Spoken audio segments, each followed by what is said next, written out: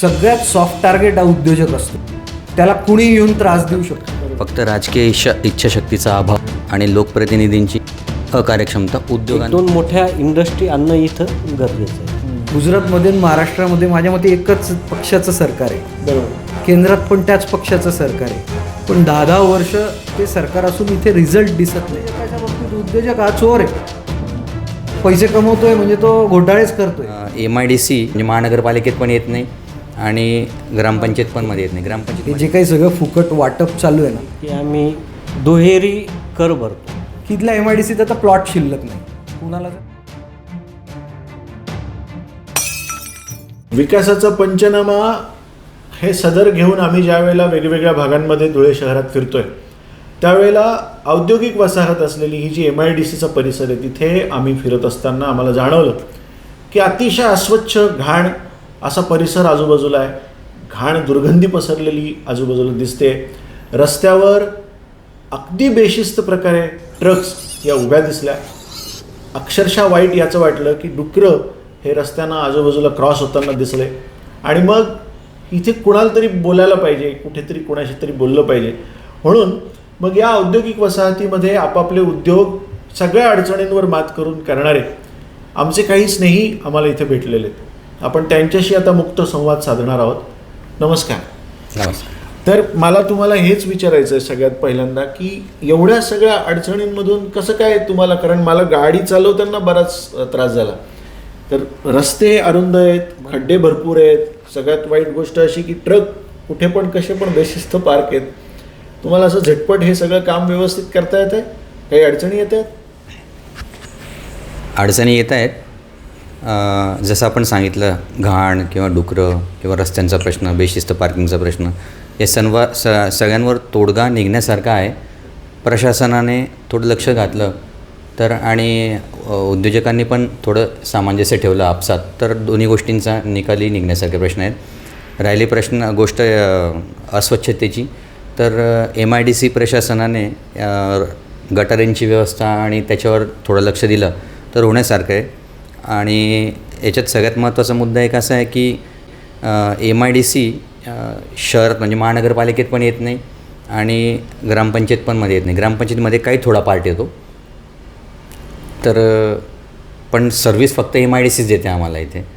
त्यामुळे MIDCची सर्व्हिस जी अस्वच्छतेसाठी आणि सांडपाण्यासाठी वगैरे ती आहे ती तोकडी आहे. बरोबर. की एक समस्या अशी की आम्ही दुहेरी कर भरतो. जसं आता आम्हाला MIDC रस्ते, लाईट, स्ट्रीट लाईट वगैरे ह्या ज्या सुविधा पुरवते त्याच्यासाठी आम्हाला सर्व्हिस चार्जेस चार्ज करते आणि ते आम्ही भरतो. त्याचप्रमाणे आम्हाला जर ती औद्योगिक वसाहत महानगरपालिकेच्या क्षेत्रात येत असेल तर महानगरपालिकेचा मालमत्ता कर लागतो, किंवा ती जर कधी ग्रामपंचायतच्या क्षेत्रात येत असेल तर आम्हाला ग्रामपंचायतीचा मालमत्ता कर लागतो. म्हणजे आम्ही तो कर पण भरायचा आणि MIDCचा सर्व्हिस चार्ज पण भरायचा. म्हणजे आम्ही दुहेरी करमध्ये अटकलो आहे. आता MIDCला आम्ही सर्व्हिस चार्ज देणं साहजिक आहे, कारण ते आम्हाला सुविधा पुरवत आहेत. परंतु महानगरपालिका किंवा ग्रामपंचायत आम्हाला कुठल्याही सुविधा पुरवत नाही आहे आणि ते प्रचंड प्रमाणात आकारले जातं. आणि हे फक्त धुळ्यासाठी नाही लागू होत, तर हे सगळ्या महाराष्ट्राला लागू होतं आणि हा फार मोठा ऐरणीवर आलेला प्रश्न आहे. संग्रामजी, आपण आता ज्या पद्धतीने उद्योजकता वाढली पाहिजे याच्यासाठी प्रयत्न झाले पाहिजे असं म्हणतो. मी जिल्हा उद्योग केंद्रामध्ये इथे येण्याच्या आधी गेलो होते. हे आहे जिल्हा उद्योग केंद्र धुळे. महाराष्ट्र राज्य खादी ग्रामोद्योग मंडळ जिल्हा कार्यालय पण इथेच आहे. त्याची अवस्था बघा. या इथे एंट्रीलाच त्याच्या गेटला तुम्हाला दिसेल की अशा प्रकारे तुंबलेल्या गटारी दिसतात. गवत सगळीकडे वाढलेलं दिसतं. या चहूबाजूंनी गवत वाढलेलं आहे. इथे उद्योगांना चालना मिळण्यासाठी प्रयत्न केले जाणारे हे उद्योग केंद्र असतं. कसं काय धुळ्यामध्ये उद्योग येतील हे बघा. त्याच्या प्रांगणामध्ये, त्याच्या आस्थापनेच्या कार्यालयाच्या अंतर्गत येणाऱ्या भागामध्ये हे अशी अवस्था आहे. चहूबाजूंनी झाडं वाढलेली आहेत, झुडपं वाढलेली आहेत, गवत वाढलेलं आहे. गटारी तुंबलेल्या आहेत इथे सुद्धा. इथे उद्योगाला चालना देण्यासाठी नेमकं काय केलं जातं? सगळ्यात गमतीची गोष्ट अशी आहे की त्या नवीन मला जर उद्योग सुरू करायचा असेल तर त्या उद्योगाला परवाने मिळवून देणं, त्याला मान्यता मिळवून देणं, त्याला शासन दरबारी ताबडतोब त्याच्यासाठी लागणाऱ्या सगळ्या गोष्टींची पूर्तता करणं, याच्यासाठीच हे जिल्हा उद्योग केंद्र असतं. बघा जिल्हा उद्योग केंद्राची अवस्था बघूया. निर्मनुष्य आहे अक्षरशः.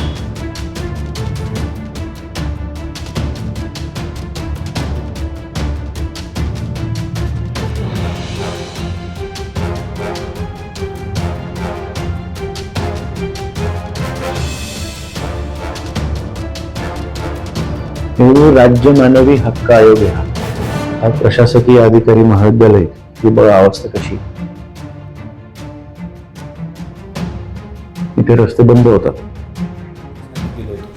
मला वाईट याचं वाटलं की तिथे जावंसही वाटत नाही असं वातावरण होतं. म्हणजे तिथे तुंबलेल्या गटाराला क्रॉस करून मला जावं लागलं आणि तिथे माणसं कोणीच नव्हती. मला उद्योग नवीन सुरू करायचा असेल तर काही परवाने लागतात आणि त्या सगळ्या गोष्टींची नोंदणी तिथे करणं अपेक्षित असतं. तिथेच इतकी नाराजीची अवस्था आहे. इथे आल्यानंतर कॅम्पस जो मी बघितला तो इतका वाईट आहे. काय वाटतं धुळ्यामध्ये नवीन उद्योग येत नाहीत, याला काय कारण असू शकतात? मी आधी पहिल्या प्रश्नाबद्दल थोडं बोलतो. मीच आता सिव्हिल इंजिनियर असल्यामुळे तुम्हाला या जो रस्त्यांची समस्या आहे याच्या बाबतीत सांगतो की काय झालं आहे. रस्ता 30 मीटरचा असेल तरी करताना 12 किंवा 15 मीटरचाच मधला रस्ता केलेला आहे आणि दोन्ही जे शोल्डर आहेत तिथे नॉचेस आहेत, तिथे पाणी साचतं, खोलगट भाग आहे, झाडी उगवलेली आहे आणि त्याच्यामुळे ही घाण, डुकरं ही सगळी समस्या आहे. याच्यावरती दोन्ही अँगलने काम होऊ शकतं. प्रशासनाने त्या भागात लेवलिंग केली, जरी डांबरी रस्ता मधलाच ठेवला तर हे जे ट्रक रस्त्यावर उभे आहेत ते तिथे पार्क होऊ शकतील. आणि आमच्याकडे जे काही मोठे उद्योजक आहेत की ज्यांच्याकडे या ट्रकच्या लाईनी लागतात, मला वाटतं त्यांनीसुद्धा स्वखर्चाने तिथे भराव केला तरी बरीच समस्या सॉल्व्ह होऊ शकेल.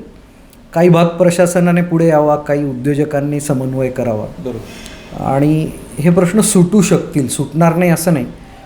तुम्ही म्हणालात तसं धुळे शहरात उद्योजकता वाढवण्यासाठी काही बेसिक अडचणी आता अशा आहेत की इथल्या MIDCत आता प्लॉट शिल्लक नाही. कुणाला जर प्लॉट घ्यायचा असेल तर इथे आता जागाच शिल्लक नाही. नरडाण्यात जागा शिल्लक आहेत पण इतक्या लांब त्याही आता ऑलमोस्ट संपत आल्या. इतक्या लांब तिथे धुळ्यातले उद्योजक जात नाही किंवा बाहेरचे उद्योजक आले तर त्यांना पटकन लेबर मिळत नाही.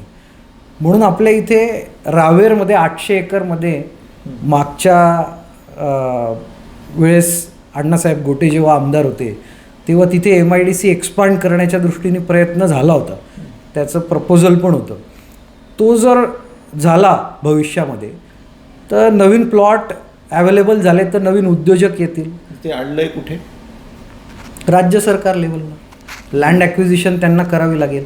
त्याच्यात काही लँड ॲक्विजिशनचे इश्यू आहेत आणि दुर्दैवाने जसं नगरपालिका हद्दीत किंवा महानगरपालिका हद्दीत खूप लोक असतात, मतदान असतं, तर त्याच्यासाठी तरी कुणीतरी प्रतिनिधी काहीतरी करतो. इथे असं आहे की इथे कुणीच मतदार राहत नाही, ते दुसरीकडे कुठेतरी राहतात. इथले जे उद्योजक आहेत ते कदाचित कुणी धुळे ग्रामीणमधला मतदार आहे, कुणी शिंदखेड्यातला मतदार आहे, कुणी मुंबईचा उद्योजक आहे, कुणी नाशिकचा आहे, त्याची फॅक्टरी आहे. त्या सगळ्यामुळे लोकप्रतिनिधींनाही तितका सिरियसनेस MIDCबद्दल वाटत नाही. हे दुर्दैव आहे. पण याचं प्रॅक्टिकल कारण मला हे वाटतं की या गोष्टीमुळे पण याला कोणीतरी असा प्रतिनिधी नाही या भागाला. न हे महानगरपालिका हद्दीत येतं, न हे ग्रामपंचायत हद्दीत येतं आणि या सगळ्या गोष्टींमुळे पाहिजे तसं राज्य सरकारने लक्ष देऊन हा विभाग चालवला पाहिजे तर उद्योजकता वाढेल. पण मग उद्योजकता वाढली पाहिजे मान्य आहे, पण उद्योजकता वाढताना दिसत नाही ना. नवे उद्योग दिसत नाहीत. नवे उद्योग येत आहेत. आता मध्य भारत फर्टिलायझर म्हणून एक युनिट आलं मोठं नरडाण्यामध्ये, वंडर सिमेंट आलं, अल्ट्राटेक येतं आहे. पण हे येत असताना यांना जो लोकल लेवलला त्रास होतो. काय त्रास होतो लोकल लेवल? आपण पेपर वाचत असाल, यांच्यावर हल्ले होतात, तिथे अडचणी येतात. तर त्यांना प्रोटेक्शन मिळालं पाहिजे. बरोबर. त्यांना तिथे एक कॉन्फिडन्स असला पाहिजे की आल्यावर आम्हाला त्रास होणार नाही. बाहेरच्या राज्यांमध्ये उद्योगांना चालना मिळण्यासाठी लोक म्हणून तिथे समिट सुरक्षा भरवतात. दिली जाते किंवा समिट नाही, लोक समिट भरवतात, इन्व्हेस्टमेंट बोलवतात. आपल्याकडे नरडाण्यामध्ये हे जे उद्योग येत आहेत, धुळ्यात तर जागाच शिल्लक नाही आहे.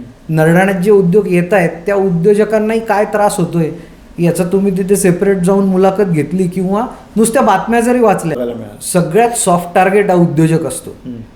त्याला कुणी येऊन त्रास देऊ शकतो. बरोबर. कारण एवढ्या प्रकारचे कंप्लायन्स असतात. उद्योजकाची प्रामाणिक इच्छा असते सगळं कंप्लायन्स करायची, पण एवढ्या सगळ्या कंप्लायन्समध्ये कुठेतरी छोटंसं काहीतरी त्याच्याकडनं आयदर टाईम लिमिटमध्ये झालेलं नसेल किंवा एखादा छोटीशी गोष्ट करायची राहिलेली असेल तरी त्याच्यामुळे तो अडचणीत येऊ शकतो. त्यामुळे उद्योजक हा बिचारा घाबरतो. त्याने भरपूर भांडवल लावलेलं असतं, रिस्क घेतलेली असते, त्याच्या बँकेचे हप्ते सुरू असतात. अशा वेळेला कोण वाईटपणा घेईल? आता मी जे म्हणतोय हे त्याच्यामुळेच लोक घाबरतात की कुणाशीच वाईटपणा घ्यायला नको, कुणाच्या समोर यायला नको, प्रशासनाबद्दल पण वाईट बोलायला नको, राजकारण्यांविषयी तर आपण बोलूच शकत नाही, आपण छोटे लोक आहोत. त्यामुळे उद्योजक शक्यतो घाबरतो म्हणून तो बोलत नाही. आणि साधारणतः उद्योजकाच्या बाबतीत उद्योजक हा चोर आहे, पैसे कमवतोय म्हणजे तो घोटाळेच करतोय, अशी एक लोकांची भावना आहे जनमानसात, जी अतिशय चुकीची आहे. प्रामाणिकपणे काम करून, टॅक्स भरून, रोजगार निर्मिती करून देशाचा GDP वाढवणारा जर कुणी असेल तर MSME आहे, जो छोटा उद्योजक आहे, लघु उद्योजक आहे जो येतो. पण हे लघु उद्योजक संघटित नाही आहेत, कारण ते छोटे छोटे युनिट चालवतात. आणि लक्ष दिलं जातं मोठ्या युनिट्सकडे, जिथे 5,000 रोजगार एका ठिकाणी असेल, 50,000 असेल, कारण ते संघटित एका ठिकाणी असतात. जसं ऑटो इंडस्ट्री असेल, पण लघुउद्योग एका ठिकाणी तो 15, 20, 25 लोकांना रोजगार देतो. त्याच्यामुळे त्याच्याकडे शासन पण तितकं सिरियस नाही. याविषयी मला असं सांगायचं आहे की हा जो रावेर शिवाराचा प्रश्न आहे, MIDCचं एक्वायर करायचा, हा गेल्या 10-12 वर्षापासून आम्ही लावून धरलेला आहे सगळ्याच औद्योगिक संघटनांनी. याच्यावर बराचसा कथ्याकूट झाला, खूप मिटिंग झाल्या, कलेक्टर लेवलला पण झाल्यात, पण याच्यातनं अजून आउटकम काही येत नाही आहे. जागा ॲक्वायर करणं पण गरजेचं आहे आणि त्याचबरोबर एक दोन मोठ्या इंडस्ट्री आणणं इथं गरजेचं आहे. आम्ही लघु उद्योग भारतीच्या माध्यमातून मॅग्नेटिक महाराष्ट्रामध्ये धुळ्याचं मार्केटिंग करण्यासाठी, जागा नसतानाही धुळ्याचं मार्केटिंग करण्यासाठी आम्ही स्टॉल लावला होता आणि धुळ्याचं मार्केटिंग केलं होतं. अरे वा. आणि त्यावेळेस तत्कालीन मुख्यमंत्री फडणवीस साहेब पण आमच्या स्टॉलला आले होते आणि त्यावेळेस आम्ही त्यांच्याशी चर्चा पण केली होती. त्यांना पण रिक्वेस्ट केली होती की बुवा आमच्याकडे मोठे 2-4 उद्योग तुम्ही पाठवा. त्यांनी आम्हाला प्रॉमिस पण केलं होतं की मी प्रयत्न करेन. याच्यात असं आहे की आम्हाला आता ह्या निवडणुकीच्या माध्यमातून सगळ्या लोकप्रतिनिधींना हे सांगायचं आहे की शहर क्षेत्रातले आमदार, ग्रामीण क्षेत्रातले आमदार, खासदार, हे कुठल्याही पक्षाचं असो, त्यांनी एकत्रित यावं आणि धुळ्याच्या औद्योगिक प्रगतीसाठी काहीतरी मोठी हालचाल करावी. हे फार धुळ्यासाठी गरजेचं आहे. आपली औद्योगिक प्रगती झाल्याशिवाय शहराची प्रगती होणार नाही, हे तेवढंच निश्चित आहे. तुम्हाला अडचणी दळणवळणाशी संबंधित पण येतात, कारण रेल्वे आपल्याकडे अजून तेवढ्या मजबूतीनं काम करत नाही, किंवा आपल्या जवळपास जर कुठलं पोर्ट असेल तर मला वाटतं ते हाजिरा आपल्या पोर्ट जवळ येतं, पण मग ह्या सगळ्या ट्रान्सपोर्टला अडचणी वगैरे येतात कुठे? असं आहे की आपल्याला ते पण जवळ आहे, मुंबई पण जवळ आहे, मुंबई पोर्ट पण जवळ आहे. खरं पाहिलं तर सगळेजण हाच उहापोहा करतात की आपली भौगोलिक जी सिच्युएशन आहे ती खूप चांगली आहे, पण त्याचा आपण कधीच फायदा घेतलेला नाही. बरोबर. त्याचा फायदा आपण घेऊ शकत होतो. खरं पाहिलं तर 10-15 वर्षापूर्वी मला वाटतं की इथं सगळ्यात मोठ्या मोठ्या ट्रान्सपोर्ट एजन्सीज ज्या आहे भारतातल्या, त्यांचं ट्रान्झिट हब हे होतं, पण ते ट्रान्झिट हब मोठ्या प्रमाणावर होतं, ते का गेलं ते समजलं नाही. सर, असं आहे की भौगोलिक स्थान आपल्या धुळ्याचं अतिशय उत्कृष्ट आहे. 3 स्टेटची बॉर्डर आहे, अनेक महामार्ग धुळ्यावरून जातात. फक्त राजकीय इच्छाशक्तीचा अभाव आणि लोकप्रतिनिधींची अकार्यक्षमता उद्योगांच्या किंवा वाढीसाठी याच्यामध्ये असं आहे की स्थानिक समस्या ज्या आहेत आमच्या त्याच्यात उद्योगांना भयमुक्त वातावरण आणि पोषक वातावरणाची निर्मिती केली गेली पाहिजे. जे आता त्यांनी सांगितले की बाबळे MIDCमध्ये जे नवीन नवीन उद्योग जे पण येत आहेत, मध्य भारत ॲग्रो 150 करोड मोठा प्रोजेक्ट येतो आहे, वंडर सिमेंट आहे, अल्ट्राटेक सिमेंट आहे, बिदमुथा वायर आहे किंवा अनेक असे उद्योग आहेत, परंतु भयमुक्त वातावरण नाही आहे. याचे कारण काय आहेत? अनेक कारणं याचे आपल्यालाही माहिती असतील, अनेकांनाही माहिती असतील की त्यांना भयमुक्त वातावरण म्हणजे त्यांना त्यांच्या पद्धतीने काम करण्यासाठी अडचणी ज्या येतात त्याच्यावर आपण बोलू. त्याच्याशिवाय उद्योगांना सामाजिक सुरक्षितता जी मिळाली पाहिजे त्याच्यासाठी प्रशासनाने एकदम कठोर भूमिका घेतली पाहिजे सामाजिक सुरक्षिततेसाठी, आणि याच्यात उद्योगांना सहकार्य आणि सहानुभूतीची भावना ठेवून केली गेली पाहिजे. जसं त्यांनी सांगितलं की उद्योजक हा सॉफ्टवेअर गेटे पैसे कमवतो म्हणजे तो चोर आहे, म्हणजे त्याच्याकडे सहानुभूतीचं वातावरण नसतं. ॲक्च्युली असं नाही आहे. तर ते असलं पाहिजे की सामाजिक सुरक्षितता उद्योगांना मिळाली पाहिजे. त्याच्यानंतर आता धुळे MIDCचा प्रश्न किंवा नरडाणा MIDCचा प्रश्न बघा. अंमली पदार्थ, अवैध दारू यांचा इतका प्रादुर्भाव होऊन गेला आहे, अतिक्रमण वगैरे हे, याच्यामुळे कर्मचारी रोजगार मजूर जो असतो तो साहजिक युवा तरुण मजूर आहेत पण ते नशेकडे वळतात. त्याच्यामुळे तो पण एक अडचण आमच्या इथे आहे मोठ्या प्रमाणावर. आणि हा अतिक्रमण आणि अवैध दारूचा प्रश्न जवळपास मिळतं ते 50-50 फुटांवर मिळतील, 24 तास मिळतील. आणि हा खूप मोठा प्रश्न आहे. हा लक्षात येत नाही पण हा इनडायरेक्टली खूप हार्म करतो. क्रियाशीलतेवर हां पण दारू हातभट्टीची ती जी कृतिशीलता असते त्या कर्मचाऱ्याची किंवा तो ती जो काम संपते. करणारा कामगार तो संपला. त्याच्यानंतर नरडाणा वसाहतीमध्ये हे जे काही प्रॉब्लेम होत आहेत, आत्ता मागच्या महिन्यातच नितीन बंग साहेब वगैरे बाकीच्यांसोबत कलेक्टर साहेबांकडे मिटिंग घेतली होती. तर नरडाणा MIDCमध्ये पण हा जो प्रकार होतो याच्यासाठी नरडाणा MIDCत पण एक पोलीस चौकी किंवा पोलीस स्टेशन उभारलं गेलं पाहिजे अशी पण आमची सातत्याने मागणी होती. हे झाले स्थानिक समस्यांचं. त्याच्यानंतर आवश्यक पायाभूत सुविधांसाठी जे तुम्ही म्हणले, पायाभूत सुविधांमध्ये असं आहे की सगळ्यात पहिले लागतं उद्योगांसाठी मुबलक पाणी. पाण्यामुळे या उन्हाळ्यामध्ये जवळजवळ महिनाभर उद्योग बंद होते. पेपरामध्ये कंटिन्यूस आला मालिकेमध्ये, सकाळने, दिव्य मराठीने, लोकमतने सगळ्यांनी दिले, पुण्यनगरीने. तर हरणमाळाचा प्रकल्प आणि अक्कलपाटाचा प्रकल्प लघुउद्योग भारतीच्या माध्यमातून बागुल साहेब अध्यक्ष होते, सुभाषजी कांकरे अध्यक्ष होते, तेव्हापासून आम्ही कन्सिस्टंटली तो करतो आहे. प्रशासना म्हणजे MIDC प्रशासनाच्या मदतीने यावेळेला हरणमाळ प्रकल्प एक महिना उद्योग बंद होते हां जवळपास होतेच बंद. पाण्यामुळे. बंद होते पाण्यामुळे. म्हणजे थोडक्यात प्रॉडक्टिव्हिटी आहे आमची 50% 50%पेक्षा दुःखद कमी. नाही. हे खूप दुःखद आहे. आणि हिची पुनरावृत्ती दर 3-4 वर्षांनी होते. दर 3-4 वर्षांनी MIDCकडून लेटर येतं की 8च दिवस पाणी पुरेल एवढा पाणी साठा आहे, जपून वापरा वगैरे वगैरे. मग याच्यासाठी लघुउद्योग भारतीने किंवा इतर औद्योगिक संघटनांनी प्रयत्न केले. अक्कलपाटासाठी आम्ही कन्सिस्टंटली आग्रही भूमिकेत होतो. अक्कलपाटाची फाईल इतके 6 महिने झाली, फिरली सगळीकडनं, परत रिजेक्ट होऊन आली, परत 6 महिने लागले, परत रिजेक्ट होऊन आले. मग आम्ही हरणमाळ प्रकल्पावर शीट केलं म्हणजे दुधाचे ताण ताकावर भागवण्यासाठी. आता हरणमाळचं काम सुरू झालेलं आहे. हरणमाळच्या प्रकल्पातून 2 वर्षानंतर उद्योगांना पाणी मिळणं अपेक्षित आहे. ते पण खूप मिळेल असं नाही, पण मिळणार आहे. याच्यासाठी आम्ही अक्कलपाटावर अजूनही आग्रही आहोत. तर हे पाण्याचा प्रश्न झाला. याच्यानंतर नवीन उद्योगाकरता आणि अस्तित्वात असणाऱ्या उद्योगांच्या विस्तारीकरणासाठी जागेची उपलब्धता आहे. त्याच्यात रावेरमध्ये मोठी जागा आहे पण ती वन विभाग आणि महसूलच्या मध्ये अडकलेली, त्यांच्या क्लिअरन्समध्ये किंवा त्याच्यामध्ये. आणि याच्यामध्ये सगळ्यात मोठा जो सहभाग आहे तो प्रशासन आणि लोकप्रतिनिधी. कारण मी सांगितल्याप्रमाणे विधानसभेतच हा प्रश्न सॉल्व होऊ शकतो, स्थानिक लेवलला हा प्रश्न सॉल्व होऊ शकत नाही. कलेक्टर जर किंवा प्रशासन किंवा लोकप्रतिनिधी यांनी जर एकदम स्ट्रॉंग फॉलोअप केला तर महसूलकडून, वन विभागाकडून त्याचं क्लिअरन्स मिळालं ती जागा उद्योगाला आणि सहज शक्य आहे. कारण बेसिक इन्फ्रास्ट्रक्चर रेडी आहे, ॲडिशनल इन्फ्रास्ट्रक्चर झालं तर ते एक प्रश्न सॉल्व होण्यासारखीला मदत होणार आहे, म्हणजे नवीन उद्योग येऊ शकतील. विजेचा अखंडित पुरवठ्यासाठी एकंदरीत महाराष्ट्रामध्ये विजेचा खूप प्रॉब्लेम आहे. म्हणजे रेसिडेन्शियल असो, इंडस्ट्रियलला ते जास्तच. याचं कारण असं आहे की या औद्योगिकसाठी किंवा रेसिडेन्शियलसाठी जी विजेची उपलब्धतेसाठी जे रोहित्र, जनरेटर्स, ट्रान्सफॉर्मर्स किंवा सबस्टेशन्स आहेत ते कित्येक वर्षापासून तेवढेच आहेत. उद्योग वाढत गेलेले आहेत, त्या प्रमाणात इन्फ्रास्ट्रक्चर नाही झालं. म्हणून आम्ही लघुउद्योग भारतीकडून अशी पण मागणी केली आहे की पूर्ण महाराष्ट्रासाठी महावितरणला औद्योगिक पायाभूत सुविधांच्या बळकटीकरणासाठी एक विशेष पॅकेज द्या. त्यांना नवीन सबस्टेशन्स वगैरे त्याच्यासाठी करा. आता धुळे MIDCमध्ये सुद्धा अखंडित विजेचा पुरवठा हा एक खूप मोठा प्रश्न आहे. त्याच्यासाठी 33 kVची लाईन, रोड ओव्हरचं म्हणजे अनेक काही अडचणी आहेत किंवा नवीन सबस्टेशनसाठी आम्ही मागणी केलेली आहे आत्ता. तर औद्योगिक वापरासाठीच्या विजेच्या वापरासाठी महावितरणला पायाभूत सुविधांच्या बळकटीकरणासाठी मोठं पॅकेज सरकारने दिलं पाहिजे अशी आमची भूमिका आहे. त्याच्यानंतर वाहतूक सुविधांचं जे तुम्ही म्हटलं आहे, रेल्वे मार्ग कित्येक दशकांपासून प्रतीक्षित होता तो आता कुठेतरी काम सुरू झालेलं आहे. तर ते पहिल्या फेजमध्ये नरडाणापर्यंत होणार आहे. तर रेल्वे मार्ग नरडाणा 5 स्टार ग्रोथ MIDC आहे. तर तिथे मोठे उद्योग येणं अपेक्षित आहे आणि अजून येतील पण रेल्वेचं काम जितकं फास्ट होईल आणि पुढे पण होईल हा एक रेल्वे मार्गाचा झाला.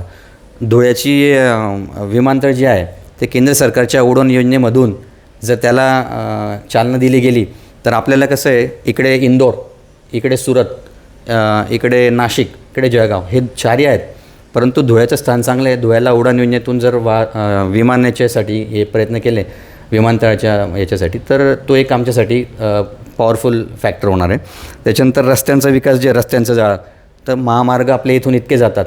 महामार्गांचं जाळं ऑलरेडी आहे, फक्त स्ट्रेंथनिंग जर केली, जसं आता हा पण साक्रीचा जो सुरतचा पट्टा होता हा पण बऱ्याच दिवसापासून प्रलंबित होता, तो आता होतो आहे. तर सांगायचं तात्पर्य रेल्वे, विमान आणि रस्ते वाहतूक हे सगळ्यांचं जर जाळं झालं तर चांगलं. आता धुळ्यामध्ये जवळजवळ 10,000 करोडचा एक्सपोर्ट दरवर्षी होतो, मिनिमम 10,000 करोडचा.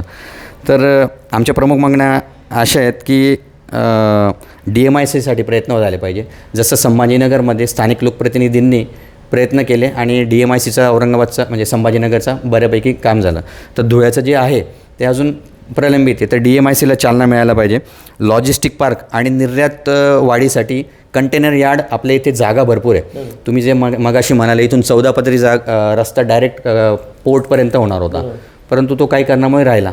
तो जर झाला तर निर्यात वाढ होईल, कंटेनर यार्ड येईल, नवीन उद्योग येतील, बाव्याला पण मोठे उद्योग आहेत. तर त्याच्यासाठी तो पण एक फॅक्टर आहे. त्या लॉजिस्टिक पार्क आणि निर्यातवाढीसाठी कंटेनर यार्ड विकसित केलं गेलं पाहिजे अशी आमची मागणी आहे. नंतर वेस्ट रिसायकलिंग पार्क आणि फूड प्रोसेसिंग पार्कसाठी प्रयत्न केले पाहिजे. फूड प्रोसेसिंग पार्क यासाठी की आपल्या इथे कॉटन आणि एडिबल ऑइलचे मोठे प्रोजेक्ट आहेत आणि त्याला ॲन्सिलरी युनिट्स पण आहेत. तर जवळजवळ 10,000 करोडचा एक्सपोर्ट इथून होतो. तर आपल्या इथे ते आलं पाहिजे अशी आमची मागणी आहे. आणि धोरणात्मक निर्णयांबाबतीत जसं बागुलसाहेब आत्ता म्हणाले, तर मुद्रांक शुल्क योजनेच्या बाबत आम्ही प्रस्ताव दिलेला आहे की मुद्रांक शुल्काच्या खूप आकारणी मुद्रांक शुल्काची होते. आता GSTची पण आकारणी होणार होती, परंतु MIDCने ती स्थगित ठेवली. त्याच्यामुळे तो एक धोरणात्मक निर्णय झाला पाहिजे. त्याच्यानंतर दुहेरी कर प्रणालीबाबत जे सांगितलं यांनी, तर MIDC पण चार्ज घेते आमच्याकडून सर्व्हिस टॅक्स आणि ग्रामपंचायत पण घेते. तर आत्ता मध्यंतरी जळगावला उद्योगमंत्री आले होते, तेव्हा आम्ही त्यांना प्रस्ताव दिला होता. तर त्यांनी जळगावसाठी मान्य केलं. जळगावला काय आहे, महानगरपालिका क्षेत्रात MIDC येते, त्यामुळे त्यांना पण महानगरपालिकाचा टॅक्स आणि MIDC टॅक्स दोन्ही लागतो. तर तिथे त्यांनी मान्य केलं. मग त्या धर्तीवर आम्ही त्यांना सांगितलं की तुम्ही स्थानिक स्वराज्य संस्था असं हे करून ते करा. तर तो ग्रामविकास मंत्रालयाकडे त्यांचं डिपेंड म्हणजे करणं बाकी आहे, परंतु मध्येच आचारसंहिता लागली, याच्यानंतर ते होऊ शकतं. तर ही दुहेरी कर प्रणाली जर बंद झाली तरीसुद्धा उद्योगवाढीवर बऱ्यापैकी फरक पडू शकतो. नंतर जिल्हा उद्योग केंद्राद्वारे ज्या सुविधा दिल्या जातात एकीकृत आणि केंद्रीकृत केल्या जाव्या आणि त्याच्यासाठी ऑनलाईन ॲप्लिकेशन्स घरून करता यायला पाहिजे आणि सगळ्या ज्या परमिशन्स आहेत त्या अंडर वन रूफ दिल्या गेल्या पाहिजे.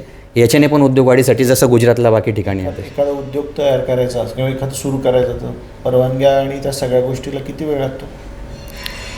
6 महिने तर कमीत कमी 6 लागतात. महिने हां, तोपर्यंत त्याचा उत्साह पार त्याला जी फिरफिर करावं लागतं, पहिले या ऑफिसला, मग त्या ऑफिसला, मग त्या ऑफिसला, तर मग त्या ऑफिसला, तिथे पण तिथे हां ते होतं. तो प्रकार पण थांबला पाहिजे.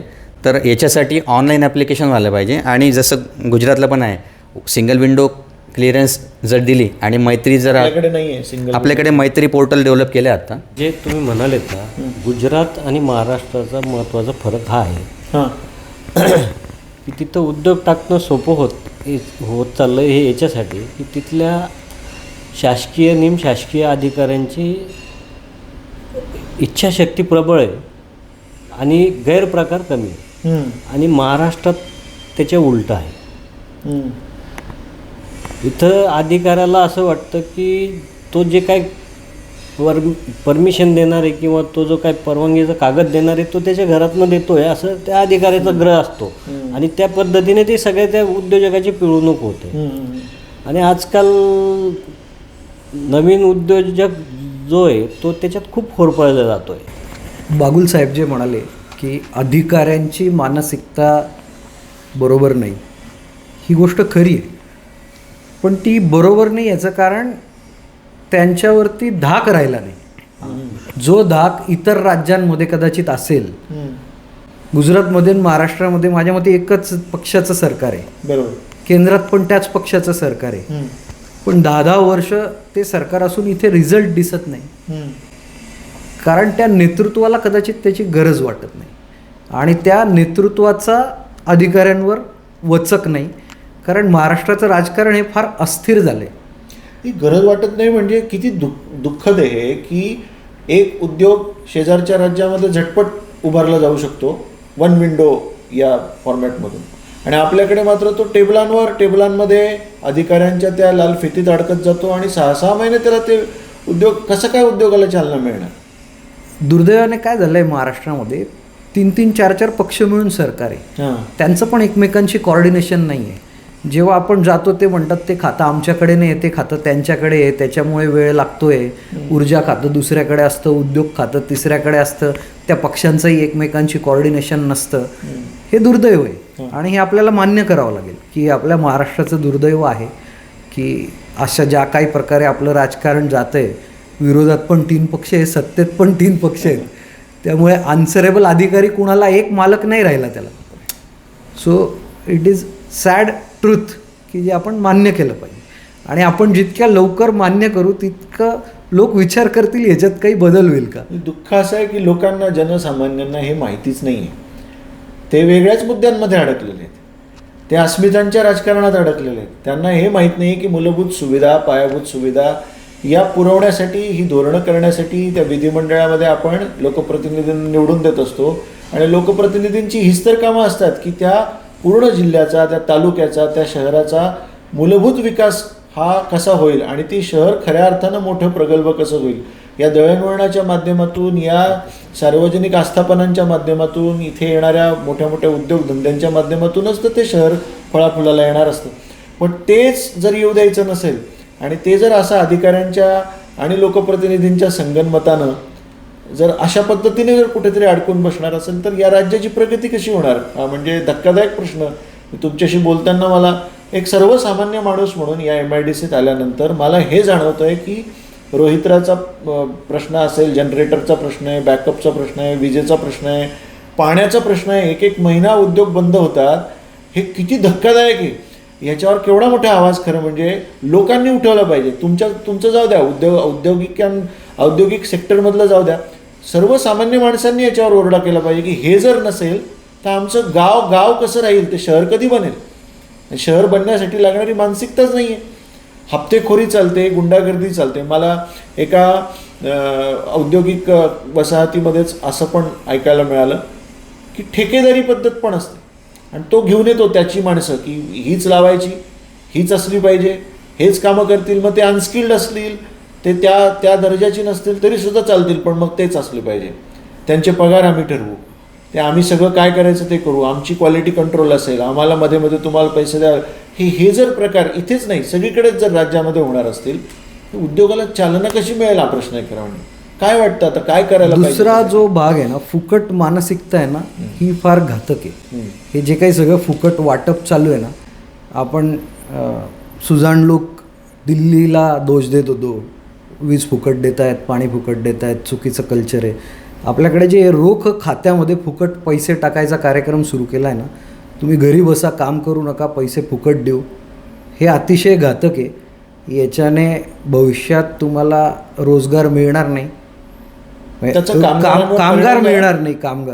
आता झालाय ना, निवडणुका चालू आहेत, सगळं फुकट वाटप चालू आहे. दिवाळीनंतर लोक येत नाहीत ना कामावर, कारण त्यांना काम न करता बाहेर रोज मिळतोय, खायला मिळतंय, वस्तू मिळत आहेत, साड्या मिळत आहेत, भांडी मिळत आहेत.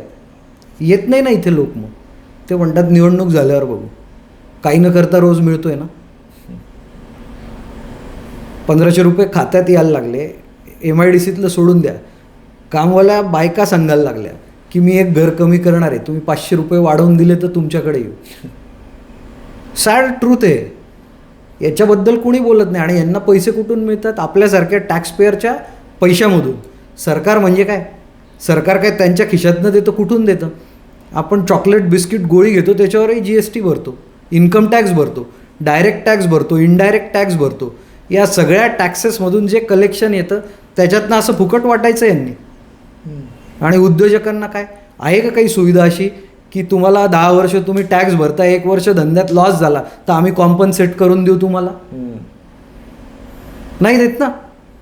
प्रॉफिट केला की आम्ही इन्कम टॅक्स भरायचा, आणि एखादा वर्ष आमचा लॉसमध्ये आला तर आम्हाला काही पॅकेज मिळेल का? नाही मिळणार. पण आमच्या टॅक्सच्या पैशामधून तुम्ही लोकांना फुकट वाटणार, तेही आमची परवानगी न घेता. हे किती दुःखदायक, क्लेशदायक आहे. पण मी काही चुकत असेल तर मला सांगा. मला खूप वाईट आणि धक्कादायक बसलेल्या गोष्टी आहेत या सगळ्या, की कसं काय असं चालतंय. म्हणजे हे इतकं खेदजनक आहे की जिथे पायाभूत सुविधांनी आपल्याला वाढायचं आहे, मोठं व्हायचं आहे, तिथे त्या पायाभूत सुविधांवरच मोठा आघात केला जातोय. म्हणजे मगाशी ते म्हणत असताना सांगताना ते सांगत होते की दारू 50-50 फुटावर मिळते, त्याची तिथली ती जी क्रियाशीलता आहे ती त्याच्याने कमी होते. इथे फुकट पैसे जर वाटले जात आहेत तर त्याच्याने तो इथे काम करायला तयार नाही आहे. कर्मचारी मिळतील कसे, कामगार मिळतील कसे, आणि कामगारांवरच तर सगळं चालतं. उद्योगाचा सगळ्यात मुख्य आत्मा जर काही असेल तर तो कामगार आहे, पाणी आहे, वीज आहे, पायाभूत सुविधा आहेत, दळणवळणाची साधनं आहेत, आणि त्या प्रत्येकावर घणाघात. मग कसं काय होणार? असं आहे, संग्रामजी जसं बोलले की या देशाच्या GDPमध्ये लघु उद्योगांचा फार मोठा वाटा आहे. आतापर्यंत शासनाने बऱ्याचशा गोष्टी लघु उद्योजकांसाठी केल्या, पण त्याची अजूनही पाहिजे तशी अंमलबजावणी नाही होते. त्याचबरोबर त्यांचे अजून बऱ्याचशा अडचणी आहेत, त्या समजून घ्यायला पाहिजे. आणि जेवढं लघु उद्योजकांना प्रोत्साहन देतील तेवढी आपल्या देशाच्या राज्याची प्रगती होणार आहे, एवढं निश्चित आहे. एक मोठा उद्योग आला त्याच्यात जी एम्प्लॉयमेंट जनरेशन होत नाही ती त्यापेक्षा कैक पटीने लघु उद्योगांमुळे बरोबर एम्प्लॉयमेंट जनरेशन होतं. त्यामुळे लोकप्रतिनिधी असो, राज्य शासन असो, केंद्र शासन असो, अजूनही त्यांना त्यावरती फार काम करावं लागणार आहे लघु उद्योग वाढवण्यासाठी. तो व्यक्ती लघु उद्योग टाकतो किंवा चालवतो त्याला सगळी कामं करावं लागतात. मोठ्या उद्योगासारखं नसतं की ह्या डिपार्टमेंटचा हा हेड, त्या डिपार्टमेंटचा तो हेड आहे. तर ह्या लघु उद्योगांसाठी जी प्रणाली आहे ती इतकी सोपी, सोयीस्कर करायला लागणार, त्यांचे कंप्लायन्सेस इतके कमी करावं लागणार की जेणेकरून ते जास्तीत जास्त वेळ त्यांच्या व्यवसायात त्यांना लावता येईल अशी परिस्थिती या देशामध्ये निर्माण करण्याची फार आवश्यकता आहे. आपल्याला असं वाटतं की बुवा शिक्षकांना दुसरे कामं लावले जातात, सरकारी जे काही वैद्यकीय अधिकारी असतात त्यांना दुसरी कामं लावले जातात, आणि ती जी क्रियाशीलता आहे ती कमी होत जाते. पण औद्योगिक वसाहतीत आल्यानंतर कळलं की हा लघु उद्योजक इतक्या भरमसाठ अडचणींनी वेढला गेलेला आहे की तो त्याच्या क्रियाशीलतेकडे, त्याच्या त्या उत्पादक क्षमतेकडे पूर्णपणे वेळ देऊ शकेल असं भयमुक्त, असं चांगलं वातावरण हे अजून तयार व्हायचं राहिलेलं आहे. आणि म्हणूनच आपण कुठेतरी पिछाडीवर चाललेलो आहे की काय असं वाटावं, इतकं हे दुर्दैवी चित्र आहे. या विधानसभेच्या निवडणुकांच्या पार्श्वभूमीवर हे उभे राहणाऱ्या सगळ्या उमेदवारांनी खरं म्हणजे लक्षात घेणं गरजेचं आहे. या उमेदवारांकडून आमच्या याच सगळ्या अपेक्षा असणार आहेत की कुठल्याही परिस्थितीमध्ये ह्या मूलभूत पायाभूत सुविधांकडे तुम्ही लक्ष द्या, भयमुक्त वातावरण तयार करा, पुरेशी वीज द्या, पाणी द्या, मुबलक प्रमाणामध्ये असलेल्या सगळ्या गोष्टी द्या, त्यांचे जे काही हक्काचे प्रश्न आहेत ते पूर्णपणे मार्गी लावा. म्हणजे चांगल्या प्रकारचे उद्योग या राज्यामध्ये येतील, फळाफुलाला येतील, आणि विकास हा खूप मोठ्या प्रमाणामध्ये, हा गगनचुंबी विकास आपल्याला बघायला मिळेल. या सदिच्छांसहित थांबूया.